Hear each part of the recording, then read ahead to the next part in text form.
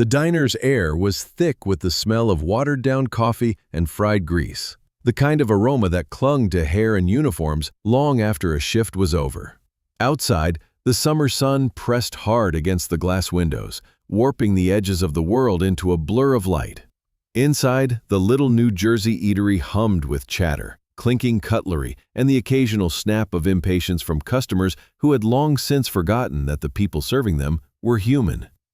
Clara Venturi adjusted the strap of her apron, less washes, and forced her lips into a practiced smile. It was not the kind of smile that came from joy. It was the mask of someone who had long ago learned to keep her true self hidden. She balanced a tray of water glasses on one hand and slipped between the crowded tables with the kind of ease that came only from repetition. The lunch rush had turned the diner into a furnace of noise, and Clara was its silent engine. Near the entrance, Ethan, the teenage host with hair falling into his eyes, fumbled with the seating chart. He stammered apologies to a waiting couple as he mixed up table numbers again.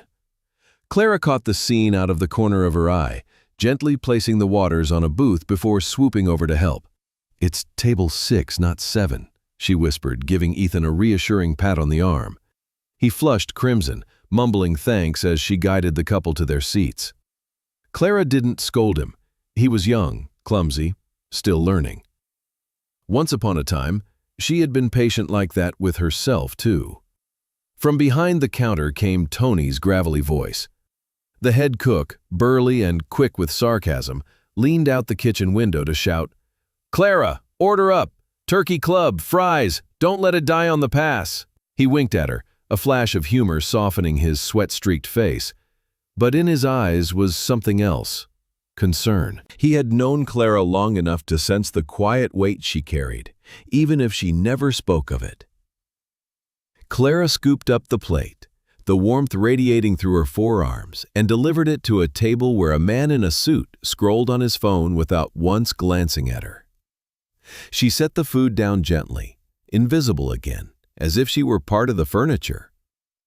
It wasn't always like this. There had been a time, not too long ago, when Clara sat in lecture halls in Florence, her notebooks filled with sketches of Renaissance arches and essays about Italian literature. But those days felt like relics now, tucked away behind a locked door she could not reopen. A voice snapped her back to the present. "Miss, this coffee is cold. Do you people even bother tasting it before you serve?" Clara turned to see Mr. Whitaker, a regular whose pressed shirts and polished cufflinks did nothing to hide his bitterness. He waved his mug theatrically, making sure the nearby tables noticed his complaint. His tone was sharp, deliberately loud. "I'm sorry about that, sir," Clara said calmly, taking the mug. "I'll bring you a fresh cup right away." Whitaker leaned back, crossing his arms with exaggerated disdain. "It's not just the coffee. Look at this place. Chaotic, sloppy, no wonder service is slow. A shame, really." His words carried like a knife, and Clara felt the sting of customers' curious eyes turning toward her. Ethan froze at the host stand, guilt written all over his face. While Tony slammed a spatula against the grill in frustration, Clara steadied her breath, refusing to let the insult burrow too deep. She had grown used to swallowing pride, though it never got easier. She poured a new cup, the aroma richer this time, and set it down in front of Whitaker without another word. Her silence only seemed to encourage him. "You've got the smile down, sweetheart," he sneered. "Shame it doesn't reach your eyes." For a moment, Clara's composure wavered. She clenched her jaw, heat rushing to her cheeks. The diner's chatter dulled, replaced by the roar of her own pulse. She wanted to remind him that she had written essays in Italian that professors once praised, that she could debate philosophy in 2 languages, that she was not the role he assigned her. But she bit back the words. Her gaze drifted, perhaps by instinct, perhaps by longing, to a booth in the corner. There, a man she hadn't noticed before sat alone, his coffee untouched, his posture relaxed yet attentive. Unlike the others, he wasn't glued to a phone or buried in a newspaper. His eyes were on her. Not the dismissive glance of a diner sizing up service, but something quieter, more deliberate, as though he were reading a story only she carried. Clara straightened, placing Whitaker's mug back on the table with steady hands. She didn't return his smirk. Instead, she allowed herself the briefest flicker of defiance, a silent promise that she was more than what he thought. In that stillness, as Whitaker muttered into his drink, Clara felt the weight of the stranger's gaze across the room. It was neither judgment nor pity. It was observation, measured and intent, as if he had been waiting for her to reveal something only he could see. The noise of the diner surged back around her, dishes clattering, voices rising and falling like waves. Clara moved on to the next table, but part of her attention lingered on that solitary man. The corner booth became a quiet axis in the chaos, and for reasons she could not name, her steps grew heavier with the thought that his presence might not be ordinary at all. She appeared at the counter like someone stepping off the wrong train, small, elegant, and plainly rattled. A silk scarf framed her face, and in both hands she clutched a handbag as if it were a passport to safety. When Ethan asked, "How many?" she answered in swift, musical Italian, the syllables rising and falling like a prayer. He blinked, helpless. Voices along the booths rippled with amusement. A man in a baseball cap tried to guess what she'd said. Someone laughed that the diner barely spoke English most days. The bell over the door jangled again, and the room grew louder, as if the noise might solve what patience would not. Clara felt the sound wash over her and, for a breath, drifted elsewhere, to a balcony in Florence where mornings smelled of tangerines and stone warmed by sun. She used to lean on the railing, repeating vocabulary softly to herself while swallows cut the air. Professors would tell her the mouth remembers what the mind loves. Back then, the language fit her like a borrowed coat that somehow felt made to measure. "Clara?" Ethan's voice cracked. He pointed at the old woman, panicked. I don't." Mr. Whitaker lifted his mug and projected his irritation across the room. "What's the holdup? She wants a seat, kid. Just point." Then, to the woman, he drawled, "Buongiorno, signorina. You sit." "Okay." He gestured with both hands, turning the words into a broad parody. A few customers snickered. Clara set down her tray. She could have waited for someone who spoke a little Italian, if there had been anyone. She could have turned away and let the awkwardness settle. But the old woman's mouth trembled. Pride was fighting panic there, and panic was winning. Clara stepped to the counter and softened her voice. "Mi scusi, signora," she said, and the woman's eyes snapped to hers like a lost traveler spotting a familiar road sign. "Posso aiutare? Che cosa cerca?" "Can I help? What are you looking for?" Relief flooded the woman's face so quickly it made Clara ache. Words tumbled out, her tour group, a dead phone, a museum she thought was nearby, the fear of being left behind in a city that had turned suddenly vast. Clara let her speak, nodding, absorbing the cadence and detail. "Piano, piano," she said gently. "Slowly. We'll sort it out." Around them, the diner's clatter thinned. Even Tony leaned on the window ledge, spatula idle, grease popping behind him. Mr. Whitaker's smirk dipped, unsure of its footing now that the butt of the joke had found a voice. Clara motioned to Ethan. "Table 12, please. Quiet corner. And could you bring a glass of water?" Ethan obeyed, as if handed a life raft. Clara guided the woman to the booth and slid into the seat across from her for a moment, keeping her body angled toward the kitchen, mindful of work and time. "Tell me the company name," she said in English, then repeated in Italian. "Romano Tours," the woman answered, fumbling for a folded brochure. A postcard slipped free and skittered across the formica. An image of Piazza della Signoria, the square open like a palm to the sky. The woman touched the picture with 2 fingers, smiling in apology at the fuss she'd caused. "Quando ero giovane," she murmured, "when I was young. I walked there with my husband."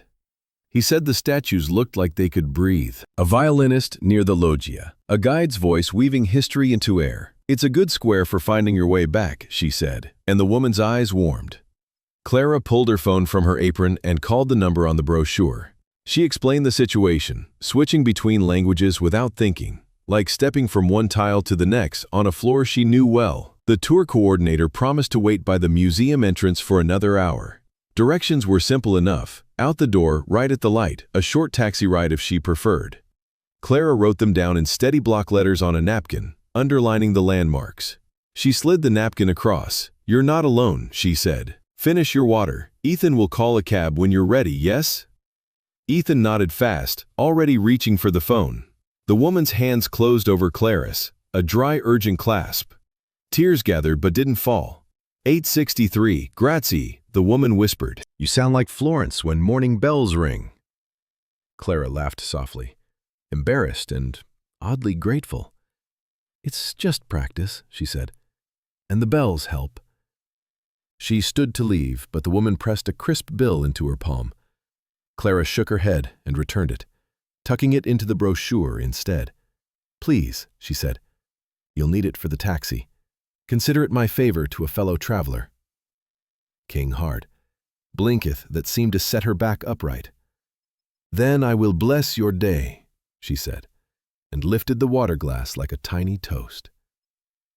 Clara returned to the counter, feeling the eyes she didn't need to see. The laughter had dissolved, replaced by a hush that unsettled her more than mockery ever could. She reached for an order pad, just to have something to do with her hands. Mr. Whitaker cleared his throat, fidgeting with his spoon. "Well," he muttered, not quite meeting her gaze. "So you speak it?" "Some," Clara answered. Her tone was easy, even. She wasn't interested in his apology if it came, or his pride if it didn't. Tony whistled under his breath, half admiration, half relief. "Order up," he called, softer than usual, and pushed a plate toward the pass. "Nice work, kid," he added, as if she'd flipped a stubborn pancake. Clara slid back into the rhythm of the room. The refill here, the check there, the questions and answers and small courtesies that keep strangers from knocking into each other too hard. Yet under the familiar motions, something had shifted, a small gear catching a new tooth. The language in her mouth had felt like home. She didn't realize she'd missed that sensation until it flooded her all at once. At the far booth, the man who had been watching set his cup down with deliberate care. He hadn't touched his coffee in a while.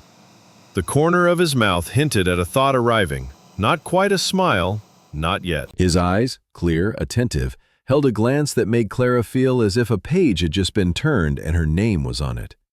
The rush thinned the way a storm does, noise draining first, then bodies, then only the sheen it leaves behind. Tony rang the little bell over the pass with the back of his knuckles and tipped his chin toward the back door. "Clock out, kid. And hey!" He reached under the counter and came up with a sleek black envelope. It didn't belong in a diner. The paper was weighty, the flap sealed with a minimal silver monogram. Just 2 letters pressed cleanly into the surface. Schizophreno. "For you," he said, trying to sound casual and failing. "The quiet guy from the corner booth came back while you were topping off coffees. Said I should put it in your hands only." Clara wiped her palms on her apron, suddenly aware of the film of fryer heat on her skin. She could still feel the stranger's gaze from earlier, steady as a ruler, not curious, not hungry. Assessing. All afternoon it had hovered at the edge of her vision, that still, attentive look that made her want to stand a little taller, as if posture could stitch together a life. "Did he say who he was?" she asked. Tony shook his head. "Just polite, paid in cash. Didn't touch the coffee." He lowered his voice. "Be careful." Erin nodded, slid the envelope into her apron pocket and pushed through the back door. The alley was its own world, dumpsters lined like green hulks, a metal stair clinging to brick, the low hum of the walk-in cooler. A security light buzzed overhead, pouring down a cone of patient yellow. The air out here smelled like rain that hadn't fallen yet. She loosened the string of her apron, folded it, and set it on a milk crate, then broke the seal with her thumb. Inside lay a business card thick as a coin, bone white with charcoal type. Michael Donovan. Federa Systems. Pioneering. No phone number, no title beyond the company name. Behind the card, a single sheet. A reservation confirmation that made the breath lift in her chest. A private flight, departing from a private terminal. Destination, Rome. The line for passenger read, Clara Venturi. There was one more piece, a slip of paper in handwriting that looked both precise and unhurried. Submerged in invitation. It's an opportunity. Clara read the line again, feeling the words sit in her hand like an object with weight. The alley seemed to tilt, the light stretching long over the asphalt. She heard the diner door open behind her and close again. Tony didn't come out. He knew when to grant a person privacy. For a moment, she couldn't move. The practical parts of her mind tried to assemble reasons. Prank, mistake, a trap with velvet gloves. But underneath the caution, something fierce and small knocked on the door of her ribs. She thought of the woman at the counter, how Italian had flown back to her as if it had been just waiting for a reason. She thought of the way the man in the corner had watched without prying. A person doesn't send a private plane for a joke, she told herself, but people did stranger things for power or sport. She slid the card and the confirmation back into the envelope and tucked it deep into her bag. Her locker was a dented metal thing, the kind of box that made even secrets sound cheap. She decided not to leave it there. Outside the front door, twilight was thinning. The town's main street wore its usual necklace of neon signs and taillights. Clara walked the short distance to her apartment with the envelope pressed close to her side, eyes alert, keys gripped through her fingers out of habit rather than fear. When she reached the second-floor landing and swung open her door, the quiet of her small place met her like a familiar quilt, soft, a little threadbare, clean. Invoked the envelope on the table, poured herself water, and dialed the only person who would answer on the first ring. "At your home," Julia said. Paper rustled in the background, always a file open in her world. "I had a feeling you were carrying more than coffee tonight." Clara stared at the envelope. "You remember the man sitting alone? Dark sweater, corner booth? The one who looked like he reads contracts for dessert? What about him?" "He left me something." Clara told her everything. Tony's warning, the monogram, the card. She read the single sentence aloud. Julia didn't laugh. She didn't even make the sound she made when a story took a dramatic turn. She went quiet in a way that meant all her training had woken up at once. "Is there a phone number?" "No." "An email?" "No, just the company and the flight." "That's either the cleanest offer I've ever heard," Julia said slowly, "or the most dangerous." Clara traced the edge of the envelope with her finger. "What if it's real?" Julia exhaled, an old soul kind of sigh. "Then you do what you've always done, Claire. You read the room, you read the people, you keep your wits. But you don't go blind." A pause, then her voice softened. "I know what Florence means to you." "Rome this time," Clara said, almost smiling. "But the same sky." "I'm coming over," Julia decided. "Don't argue." Clara didn't. When Julia arrived, she brought a tote full of practical comforts, a phone charger, a small notepad, an extra lock for the door that she installed with a firmness that brooked no protest. Then she sat at the table and pulled Clara's phone toward her. "Ewing to humor me," she said, thumbs moving fast. "I'm adding a location-sharing app and a second one I like better, and both will ping me if you turn them off. And I'm putting an emergency contact on your lock screen, and I'm setting a safe word." "A safe word?" "If you're uncomfortable on a call but can't say it, you'll use it in a sentence, something you'd never normally say. How about," Julia looked around the room, "peonies?" Disdain laughed, despite herself. "I don't own flowers." "Exactly. If you ever say, 'The peonies look lovely,' I'm calling the police." "Julia." "I'm not joking." Julia's eyes were warm, but unwavering. You're brilliant. You're also trusting. That's a beautiful combination, but it needs guardrails. Clara curled her hands around her water glass. He watched me today, not in a creepy way, like he was waiting for me to do the thing I did. He could be a good man, Julia said. Or he could be a good actor who recognizes vulnerability. Both are common. She slid the phone back. Promise me something.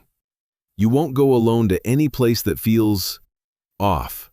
You'll text me when you leave and when you land. And if anything smells wrong, you walk. Clara nodded. I promise. They sat in companionable quiet for a while. The kind of silence that grows only in old friendships. Outside, a siren wailed faintly and faded. The day's grease still clung to Clara's hair, but under it was the lighter scent of paper and ink, as if the envelope itself were perfumed with decisions. You could throw it away, Julia said softly, not looking at her.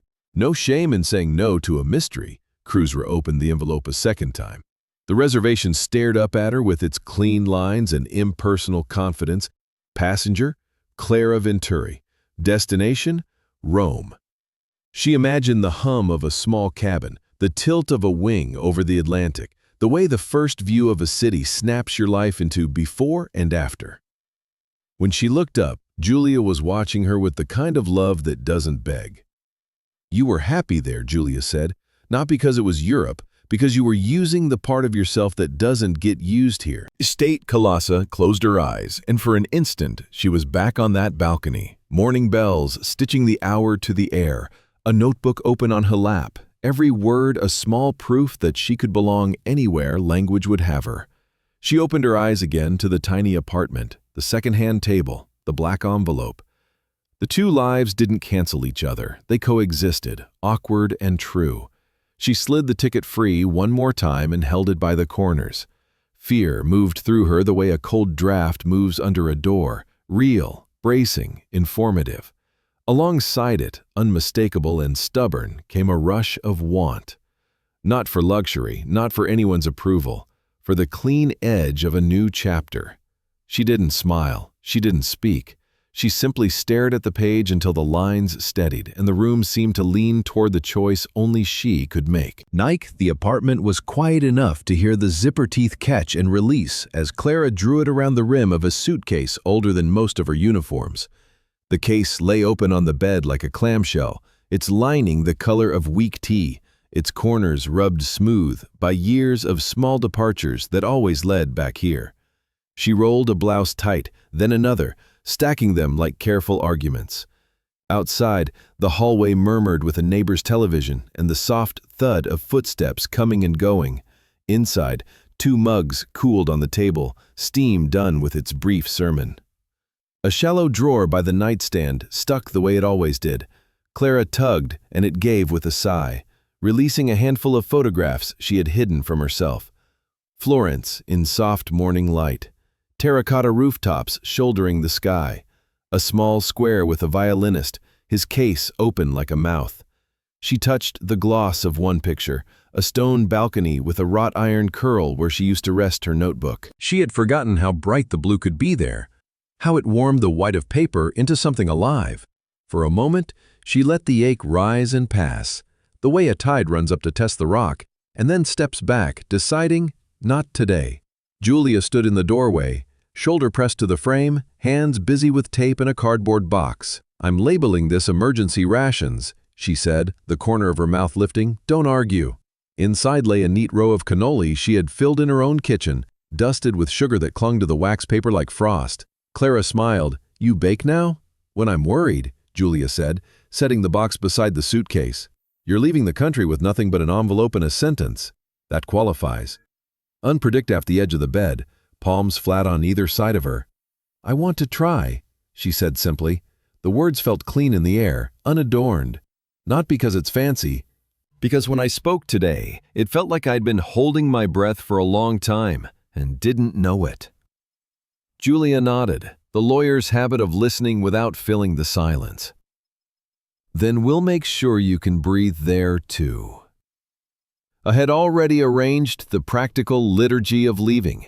Copies of the reservation, a card with important phone numbers in block letters, a small envelope of cash for whatever taxis or tips the world might demand, an index card with the address of the office in Rome written twice, once for Clara's wallet, once for the lining of the suitcase.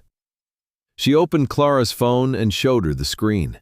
I set reminders to check in. One when you leave, one when you land, one when you get where you're going. If you miss one, it will nudge you. If you miss two, it will nudge me. Clara laughed softly. And if I miss three? Refrigerator up with a rolling suitcase and a megaphone, Julia said. Also, I added a notes page with a map pin and a phrase in Italian that asks for help finding the embassy. Humor me. Clara reached across and squeezed her hand. I do. Completely. They moved through the room in easy loops, the way you do when you know another person's steps. Fold, check, tuck, cross the floor for the charger you almost forgot. Return with a sweater rolled around your passport so it won't slide. Julia tucked the cannoli between a stack of shirts like a mother hiding a small gift, then slid in a napkin to keep them from shifting. Eat one on the plane, she said, and one when you need courage. Clara taped the apartment key to a note for the landlord, the words brief and polite. She cleaned the few dishes so the sink wouldn't greet her like a scold if she ever returned. She watered the little basil plant on the windowsill, pinched a leaf, and lifted it to her nose. The scent was sharp and green. It carried her back to a grocery in Florence, where the shopkeeper insisted she smell everything he sold, as if proof of life were part of the price. You can still say no, Julia said, not for the first time, not pressing it. You can still change your mind without owing anyone a footnote. Clara looked around the room one last time. The thrift store lamp with the tilting shade, the scuffed table where bills gathered like birds on a wire, the pair of shoes by the door pointed toward routine. I don't want to say no, she answered. I want to see if the person I was is still waiting for me somewhere. Purred by the window and watched evening settle into the street. Headlights widened and narrowed along the block. Laundry lines between buildings grew still. The city outside was neither friend nor enemy. It was just the backdrop that had held her in place while time performed its steady work. Nea, low hum approached, deeper than the usual traffic, and washed against the building like a small wave. The car that eased to the curb was the color of a new moon, unadorned except for the polite glow of its running lights. For a heartbeat, neither of them spoke. Then the intercom crackled, and a voice carried up the stairwell, warm and formal. Miss Venturi, the driver called, as if reading from a script written for a better life. We're ready when you are. Julia turned to Clara with a look that managed to be both proud and anxious. You'll text me from the curb, then from the gate, then when the wheels leave the ground. I will, Clara said. She pulled the suitcase upright. The handle wobbled. She pressed it back into place.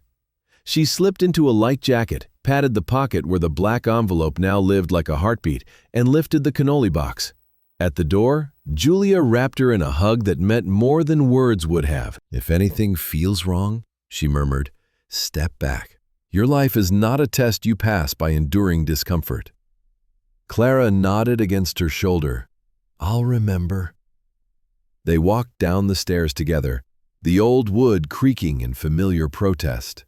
On the landing, Julia took the suitcase for the last few steps, then handed it back with a grin that asked for a promise and accepted it without hearing it. When they reached the vestibule, the driver opened the building door and inclined his head, neither curious nor cold. He lifted the suitcase as if it weighed nothing and held the car door with a hand that had done this many times. Good evening, ma'am, he said. Flight staff asked me to extend their welcome. Clara's throat tightened, not from fear, but from the sudden pressure of choosing. She turned to Julia, who pressed a small packet into her palm, extra bobby pins, a sleeping mask, and a pen. For customs forms, Julia said, though they both knew there might be none. Clara drew a steady breath that found all the way to the bottom of her lungs. The air tasted like a threshold. She curled her fingers around the suitcase handle, felt the smoothness worn by other trips, other versions of herself, and stepped forward. The car's interior was softly lit, a small room on wheels. She ducked her head, slid in, and the door closed with a sound like the period at the end of a sentence that had taken too long to write. The jet skimmed into the high blue like a quiet idea, and Clara sank into a leather seat that adjusted as if it could read her spine. The cabin smelled faintly of citrus and new paper. The windows softened the glare to a friendly glow. She ran a palm along the armrest, half expecting to feel the sticky grit of diner vinyl.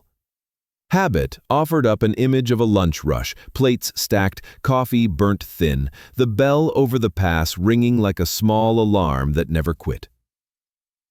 Here, the only sound was an even hum, like a distant shoreline. A flight attendant with kind eyes and an effortless bun knelt beside her. "Ms. Venturi, welcome. If you need anything, truly anything, just press this." She touched a discreet button. "We'll serve a light meal after we level off." "Thank you," Clara said, startled by the softness of her own voice, in a place that didn't require her to shout over clatter. She texted Julia a quick line, "Boarded, safe," and felt the answering buzz before the message faded from the screen. The word peonies sat in her drafts like a talisman she hoped never to use. She slipped the black envelope from her tote and read the card again. "This is not an invitation. It's an opportunity." The sentence behaved differently up here. On the ground, it had felt like a dare. In the air, it felt like a key left under the mat. She tried to picture the man in the corner booth, Michael Donovan, the name that seemed too blunt for how quietly he had watched. She could not decide if he looked like rescue or risk. Perhaps he looked like both, which is how change often arrives. The plane rose through a veil of mild turbulence, then steadied. The attendant returned with a tray arranged with the spare elegance of a good desk. Linen, heavy cutlery, a narrow vase with a single sprig of rosemary. There was a small salad, bread still warm in the middle, and a square of tiramisu dusted so lightly it looked like someone's careful secret. Clara took a forkful. The mascarpone was cool and soft, the coffee-soaked layers a whisper of bitterness undersweet. It was not perfect, nothing can be if you taste it with memory, but it unlocked a door. She saw again the little cafe off a Florentine side street where she once sat with a notebook open and the owner insisted she try just a bite, because life was not a ledger to be balanced every hour. She had argued, smiling, that she was a student. He had argued, smiling, that she was alive. She ate slowly, listening to the intemperate thoughts that rise when routine loosens its grip. Was this a test of character? A puzzle about trust, or simply what it seemed, a man with resources and a problem, and a woman who, for 5 minutes in a diner, had spoken in a way that made his problem smaller. She turned the card over, as if words might appear on the blank side. They did not. She tucked it away, washed her hands in a small sink that folded out of nowhere, and returned to the seat that remembered her shape. The attendant offered tea. Clara chose chamomile and cradled the cup, letting her shoulders drop by degrees. Under the quiet, she could feel the old rhythm tapping. Take order, deliver, apologize, repeat. It was a steady beat, and it had kept her afloat. But it had also pressed her into a mold made by other people's needs. Up here, the beat softened to a metronome she could choose to follow or ignore. Clouds slid by like slow ships. She closed her eyes and pictured landing. Doors opening to a ladder, air warmer and different. A language that turned even street names into music. She pictured the moment after, when someone would speak her name and expect from her not plates and patience, but judgment and courage. The thought frightened her in the instructive way of a cold wind. Time passed in that strange, airless way it does above the weather. She finished the tiramisu, wrapped the second half in the napkin Julia had tucked into her jacket, and wrote 3 lines in the notepad Julia had insisted she carry. Copia, be curious, not dazzled. Listen for the story under the numbers. Flush, say yes, carefully. When the cabin lights dimmed, the attendant glided back to secure the space for descent. "We'll be on the ground soon," she said, a smile in her tone. "You'll see the city lights from this side." Flashlight fastened her belt and turned to the window. The first pricks of gold gathered beneath them, threaded into streets, pooled in squares, slipped along a dark ribbon that had to be a river. The pattern brightened until it looked like embroidery on black silk, careful stitches, centuries deep. Domes rose as soft silhouettes. The plane tilted slightly, and the horizon moved like a living thing. She felt the change in pressure and swallowed, aware of her heartbeat as if it had joined the instruments up front. The runway rushed up and then, gently, did not. Tires touched with a hush and a brief, delicate shudder. The hum changed key. Clara let out the breath she'd been saving.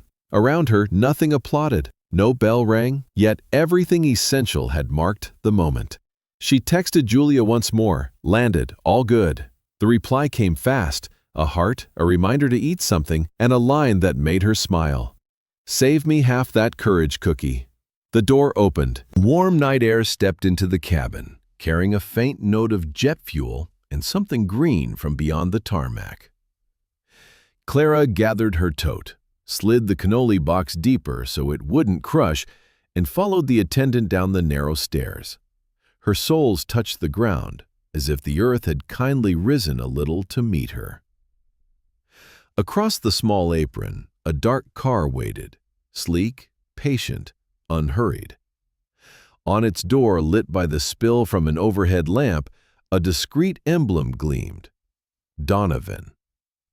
A driver stood beside it, posture respectful, hands visible, gaze neutral, as if trained to make every arrival feel planned. Clara paused at the edge of the last painted line, the night around her full of new grammar. She lifted her chin, not high, just enough to bring the future into focus, and stepped forward. The car slipped through Rome, the way a pen glides over familiar paper, measured, certain, sure of its route. Clara watched from the back seat as the city unrolled. Narrow streets bright with scooters, stone facades burnished by years of sun, fountains that seemed to pour time as much as water. Years ago, she had crossed this city with a backpack and a paper map that tore at the folds. She had arrived by cheap train and left by cheaper bus, eating slices of pizza on a curb, taking notes with a borrowed pen.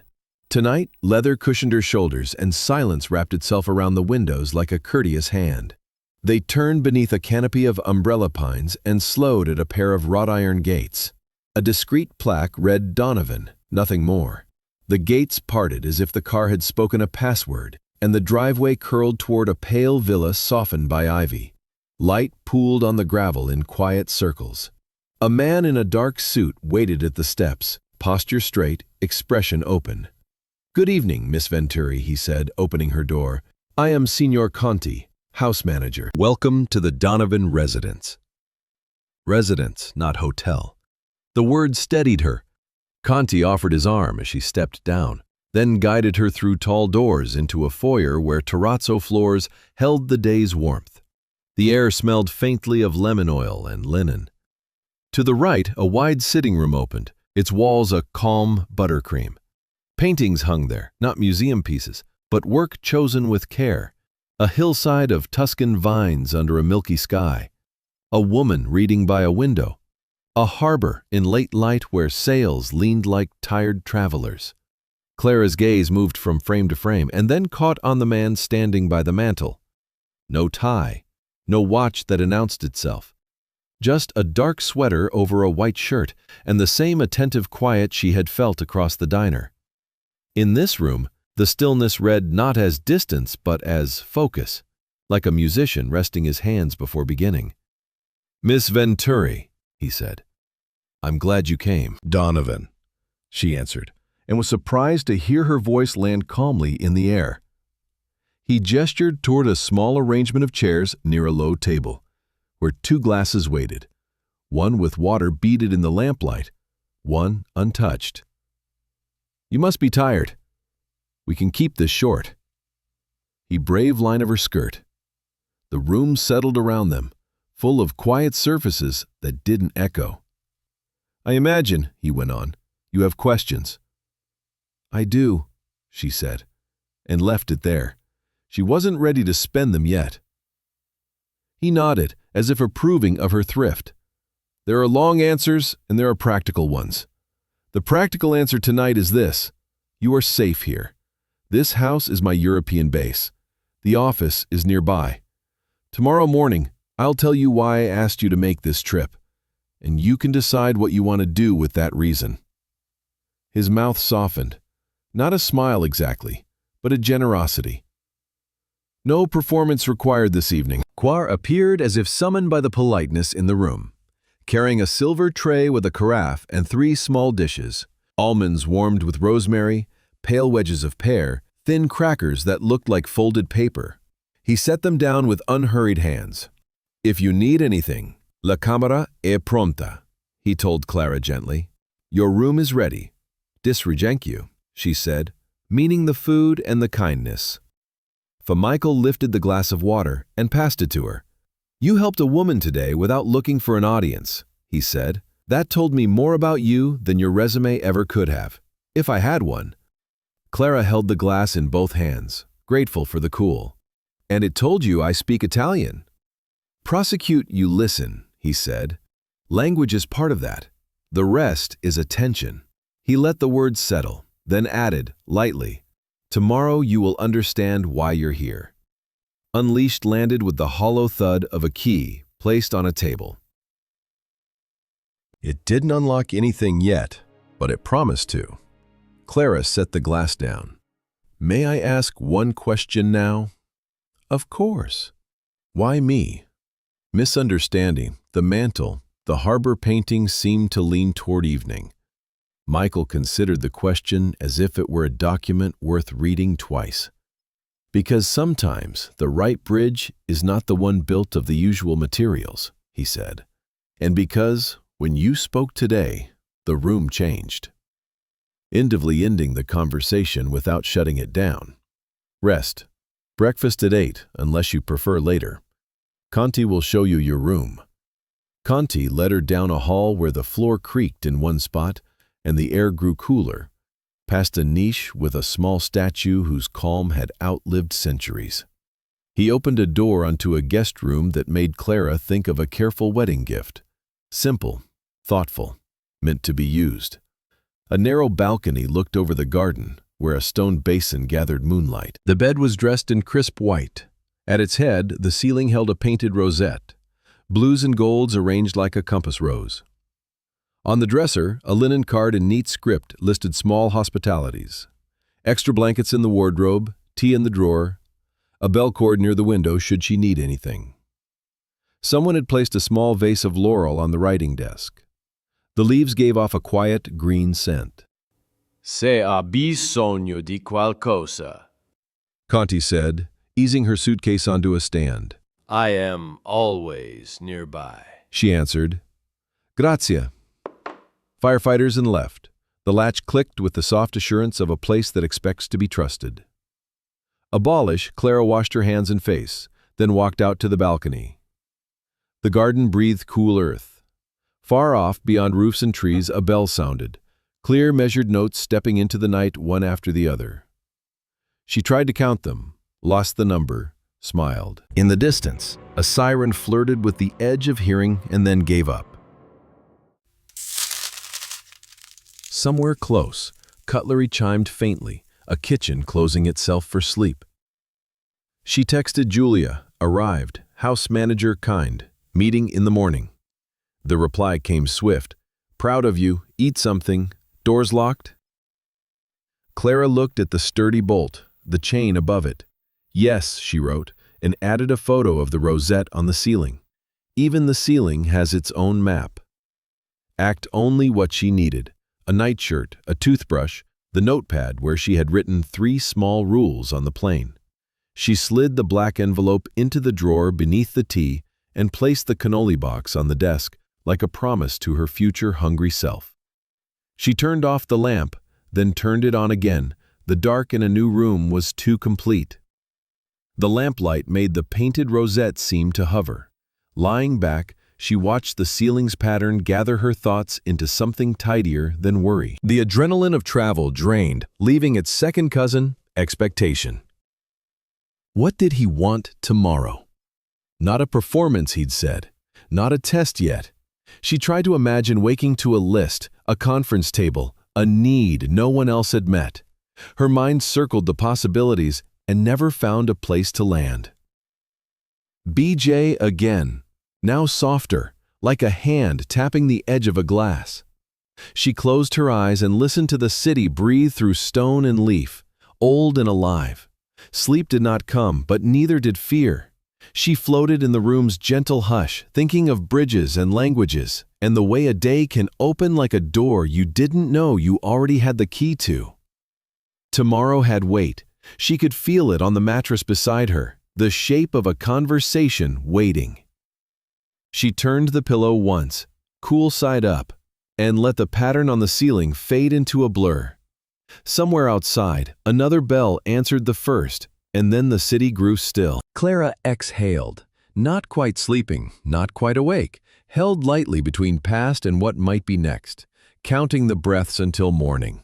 Morning light fell in a clean rectangle across the small meeting room, turning the wood table the color of warm toast. A carafe of coffee breathed quietly beside 2 cups. When the door opened, Clara rose and met a woman whose expression could have squared a picture frame. Rebecca Donovan's hair was pulled back with engineering precision. Her suit looked like it had been designed for the verb to proceed. Ms. Venturi, Rebecca said, not unkindly, not kindly, appraising with a glance that took in shoes, hands, posture. "Good morning." "Good morning," Clara answered, feeling the old instincts: be polite, be clear, don't apologize for existing, line up like chairs. Julia's voice, from a life one continent away, moved through Clara's memory. The wealthy can be scarier than poverty. Poverty tells you exactly what it wants. Wealth smiles while it decides. Clara steadied herself on that thought, the way a sailor keeps one eye on a fixed star. Michael entered without ceremony, a file tucked under his arm, his calm carrying the room's air 1 degree lower. "Rebecca," he said. "This is Clara Venturi." He looked to Clara. "My sister Rebecca. She runs operations." "Chief Operating Officer," Rebecca corrected, with a hint of humor that didn't trouble her mouth for long. She took a seat, crossed one leg over the other, and waited while Signor Conti set down a small plate of biscotti, as if a meeting ought to begin with something human. When the door clicked shut, Rebecca folded her hands. "Mr. Donovan tells me you impressed him yesterday," she said. "At a diner." Clara kept her tone even. "I helped a woman find her tour group." "You spoke Italian," Rebecca said. "And he likes the way you listen. Those are his words." She tipped her head toward Michael. "He thinks you might be a bridge." The word was wrapped in quotation marks you could hear. Michael set the file on the table. "We meet the Romano family soon," he said to Clara, his voice turning from sibling to business. "They are steeped in tradition. Our team has failed at speaking that language. Numbers they understand. Respect framed in their vernacular. That's where we've stumbled. Yesterday you showed me you can move between worlds without making noise about it." Plunja did not look away from Clara. "And your resume for this 2 worlds job is what, precisely?" Recibert Taylor folded her hands loosely on the table. Under it, her fingers curled hard into her palm, a small fist hiding in the hem of her composure. "I studied in Florence until family needs pulled me home. I work in a diner. I pay rent on time. I've learned how people talk when they're tired and when they're proud. I can translate more than nouns and verbs." Rebecca's eyes flicked. Not disagreeing, not agreeing, just noting. "Useful in a cafe," she said. "Less so in a term sheet." She turned to Michael. "You want to put $1 billion transaction in the hands of someone who took an order for pie yesterday?" The words landed with the neatness of a stamp. Clara felt the sting, the honest kind that clears the air. Tony's voice from the kitchen, "Order up," flashed in her head and was gone. She didn't flinch. I don't do term sheets, Clara said. I won't pretend I can. But I know the sound people make when they're about to say no for reasons they won't print. And I know how to ask a question that lets them keep their pride while telling me what matters. Rebecca leaned back. And what, in your expert view, matters to the Romanos? I don't know yet, Clara answered. I haven't met them. The honesty steadied her, but I can tell you what matters to people who protect old things, that they are seen as guardians, not obstacles, that the future doesn't ask them to erase the past to pay for it. Michael's mouth ticked at one corner. He didn't rescue her, he let the room hold the weight. Rebecca glanced at the coffee as if it might have something to say, then poured a little without offering any. You understand, Ms. Venturi, Rebecca said softly, that our opponents in this negotiation will arrive with portfolios, pedigrees, partners. You arrive with a story about a helpful afternoon. Quater met her gaze. I arrive with attention, she said. If it's not enough, you'll know in the first 10 minutes, and you can send me home with no harm done.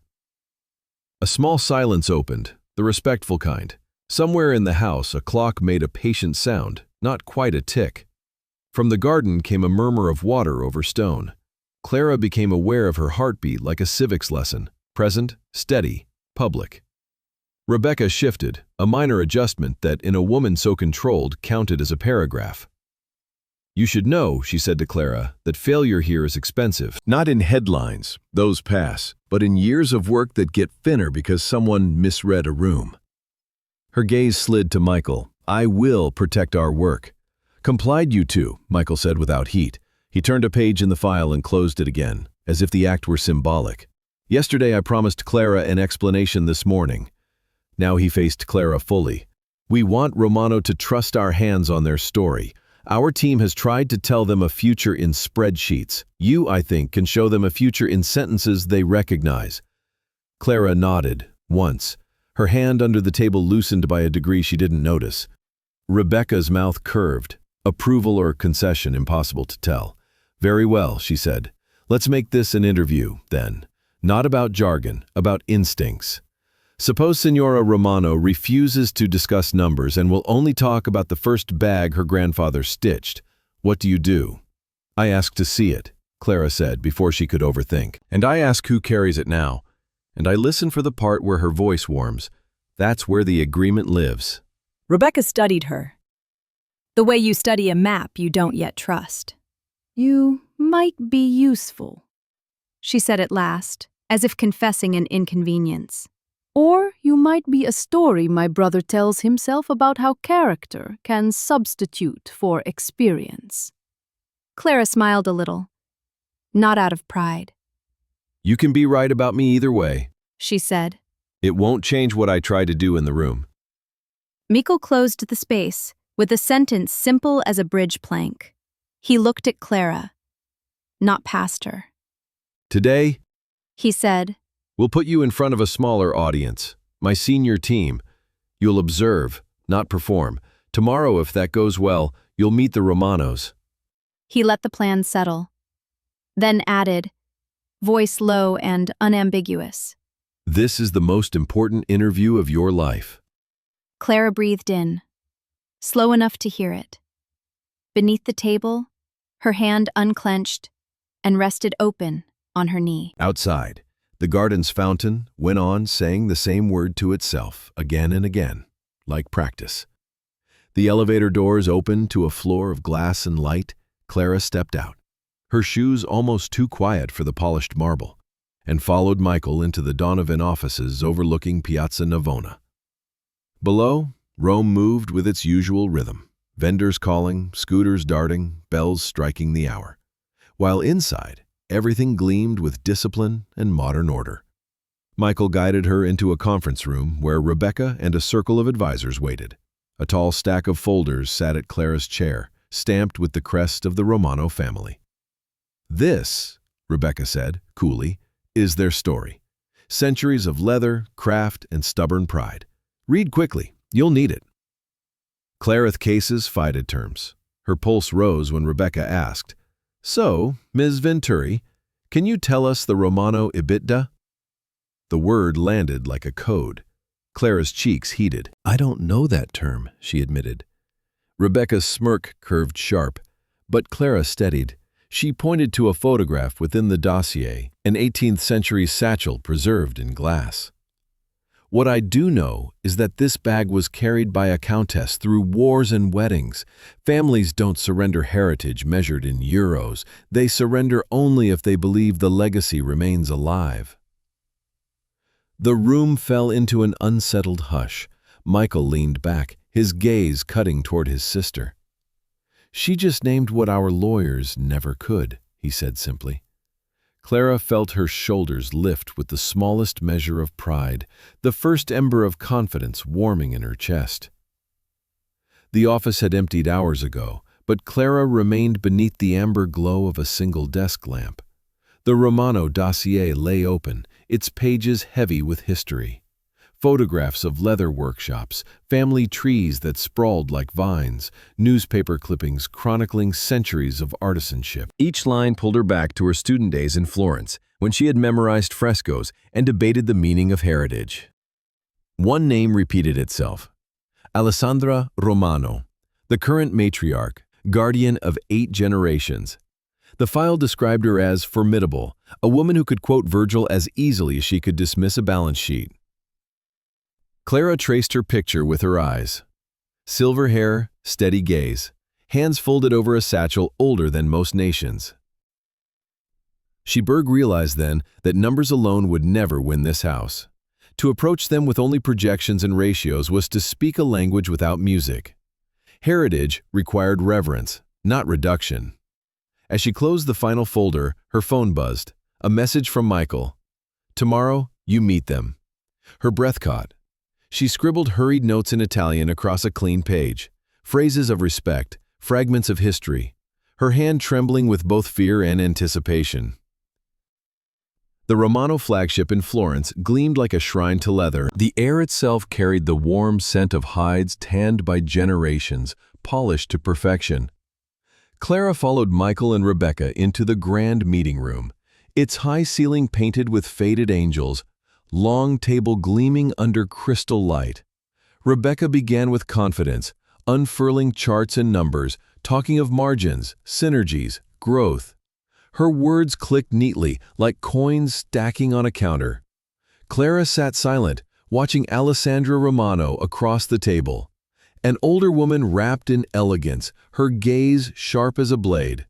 Beside her, Marco, her son, listened with folded arms. After several slides, Alessandra lifted one hand. The motion alone stopped the room. "Enough," she said in Italian, her voice soft yet commanding. "You speak of us as if we are a chain of cheap cafes. We are not for sale by the cup." The room froze. Rebecca's polished sentences withered. Michael remained silent, his eyes narrowing slightly, measuring the shift. Clara felt her pulse in her palm, her hand clenched so tight the skin whitened. Michael turned his head then, slowly toward Clara. His gaze rested on her like a quiet summons. Inside, Clara whispered to herself, "If I don't try now, I'll remain a waitress forever." Clara felt the weight of Michael's gaze and rose slowly, her steps drawing every eye. Behind Alessandra hung a painting she had noticed earlier, a woman in an 18th century dress, seated with a book open across her lap. The brushstrokes were tender, the light deliberate. She spoke in Italian, her voice careful but steady. "This portrait," she said, "is not just art, it is testimony. In that century, a woman rarely posed with a book unless she was meant to be remembered as a mind, not merely a presence. She must have been remarkable." The air shifted. Alessandra's sharp eyes softened. Her hand, resting on the table, trembled just slightly. "She was my great-great-grandmother," she replied, also in Italian. "She persuaded her husband, a saddle maker, to craft the first bag that carried our name." Clara nodded. "Then your house was founded on vision, not just leather. That vision deserves to be protected, not diluted." For the first time, Alessandra looked at Clara directly, not as an intruder, but as someone who had spoken her language. Around the table, lawyers fumbled their papers, and Rebecca sat wordless, her polished poise cracked. Alessandra back, a faint smile touching her lips. "Perhaps," she murmured, "we should take tea next week, just you and me, and you must bring her." She inclined her head toward Clara. The silence that followed was louder than applause. Quiet except for the rustle of olive leaves and the faint coo of a dove perched on the stone balustrade. Clara sat across from Alessandra Romano at a wrought iron table, steam curling from delicate porcelain cups. The tea carried a floral note that reminded Clara of summer mornings long ago. Nia Alessandra poured with practiced grace. "Tell me," she said, "what ties you to Italy, signorina?" Clara spoke carefully in Italian, the language warm on her tongue. She told of her childhood in New Jersey, of a father who read Dante aloud at the dinner table, of a mother who kept an old recipe book filled with pasta sauces and prayers. "They wanted me to remember where we came from," Clara said. "Even when the bills were late, tradition was never negotiable."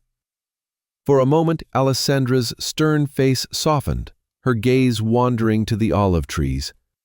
A smile tugged at her lips. "Perhaps you are not merely a passing guest," she murmured. They lingered in easy conversation until Alessandra set her cup down and fixed Clara with steady eyes. "Next week we meet again," she said, "and you, ragazza, will translate my conditions directly to Michael, word for word." Clara's heart quickened. The dove lifted its wings and flew, leaving silence like a promise in the air. Nia, the Donovan office in Rome, was charged with tension, the city's hum muffled by thick glass walls. At the long table, Michael outlined his vision in clear, firm English. Platforms, data integration, global reach. The words sounded clinical, almost metallic. Clara listened, then turned toward Alessandra and spoke in Italian, reshaping the speech into softer lines. "He imagines a digital atelier," she said, "a workshop without walls, where the artisan's stories can be preserved and shared." Alessandra's eyes flickered with recognition, her chin dipping once. Marco, however, slammed his palm lightly on the table. "Our house is not an experiment for machines," he said sharply. Clara's pulse raced, Julia's warning echoing in her mind. "Be careful. Don't let them use you." But Alessandra raised her hand with quiet authority. "Let the young woman continue," she said. The room steadied. Clara breathed in and carried Michael's language into a form Alessandra could respect. She was no longer only translating words. She was weaving two visions together. Michael leaned back, eyes settling on Clara. "You've opened the door I've been waiting for," he said, his voice carrying weight. Across the table, Rebecca stayed silent, though the glint of envy sparked unmistakably in her gaze. The polished walnut table gleamed under the chandelier as the final draft of the agreement was laid out. Lawyers on both sides leaned forward, pens poised, their murmurs low and precise. Clara sat between Michael and Alessandra, steadying her breath. She remembered Rebecca's scorn weeks earlier, a waitress solving billion-dollar deals, and felt the irony coil warmly in her chest. Michael spoke clearly. "The workshops in Florence remain untouched. Every craftsman continues his trade. What changes is only the bridge to the world." Clara carried his words into Italian, smooth as flowing water. Alessandra listened intently, her weathered hands folded over each other. Nice silence lingered until Alessandra nodded once. "I will sign," she said at last. "But I stay as guardian. A permanent advisor, my voice remains." Clara translated, her own throat tightening. Michael inclined his head, a rare smile tugging at the corners of his mouth. Across the table, Rebecca's face blanched, the victory she had expected slipping from her grasp. As the pen touched paper, Clara caught the glimmer of tears in Alessandra's eyes, a lifetime's legacy safeguarded at last. The evening air on the Donovan Villa's balcony was cool, carrying the hum of Rome at night. Lanterns flickered along the garden path below, and inside, a quiet celebration murmured after the deal's success. Clara leaned on the stone railing, the scent of jasmine brushing past her. Michael stepped beside her, a glass in hand. "You've done more than I expected," he said, his voice low but deliberate. "I'd like you to stay. A formal role, director, a generous salary, tuition for any degree you choose. Everything taken care of." For a heartbeat, Clara drifted back to the diner, the cheap coffee and endless shifts.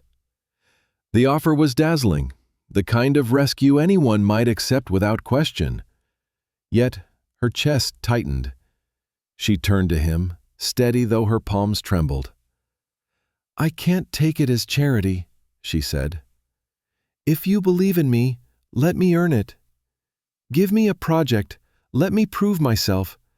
If I succeed, if I grow the brand as we agreed, I want a real stake. A share earned, not gifted." Michael blinked, then laughed in disbelief. "A waitress, negotiating equity with me." Her eyes did not waver. He saw the resolve there, stronger than her fear. Golden light from the villa spilled across the balcony, casting long shadows over the marble floor. Michael extended his hand, his smile broader than Clara had yet seen. "Then we have a deal," he said simply. His grip was warm, firm, and carried the weight of something more than business. Clara felt the moment settle into her bones. From the black envelope that had first startled her in a dingy alley to this handshake under Rome's starlit sky, the distance traveled seemed almost unreal. She was no longer the woman tethered to a diner's endless grind. They stepped back inside, where laughter and music drifted faintly from the hall. Yet Clara paused at the window, gazing past the olive hills toward the horizon. The fear that once chained her had melted into determination. She belonged to a different world now, one where her voice mattered, one where she could help protect the heritage she loved. Her phone buzzed. Julia's voice, anxious yet tender, came through. "Are you all right?" Clara smiled, eyes glinting. "I'm more than all right. This is only the beginning." Somewhere in the garden below, the wind moved through the olive trees as if affirming her words. Neat ear. Sometimes the biggest changes in life begin with the smallest choices. A word spoken in kindness, a step taken into the unknown, or the courage to say no to easy comfort and yes to earned responsibility. Clara's journey reminds us that our past does not define our future, and even the most ordinary moments can open extraordinary doors when we dare to rise to them. As one old saying goes, the bridge between who you are and who you could be is built by the choices you make today. What about you? Have you ever faced a moment where a leap of faith changed everything? Share your thoughts below. I'd love to hear your story. If this story gave you something to think about, drop a 1 in the comments. Which state are you watching from? Let me know so we can connect. And of course, if you enjoy stories that inspire and spark reflection, hit that subscribe button so you won't miss the next journey.